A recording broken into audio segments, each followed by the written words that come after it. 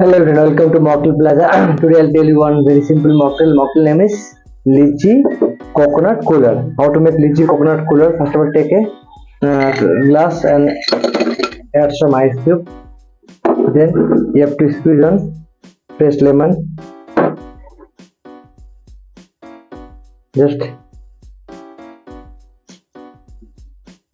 that's it. Then you have to add 15 ml of coconut crush, and you have to add 90 ml of lychee juice. So 60 to 90 ml of lychee juice. Then simply you have to add some soda and fill the glass with Sprite. That's it.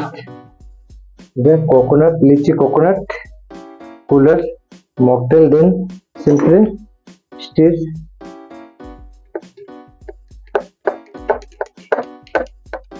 Very simple mocktail, you can try. And garnish with some lime slices. This is the lychee coconut cooler mocktail. I hope you like this mocktail. Very simple mocktail, you can prepare in your home. Thank you.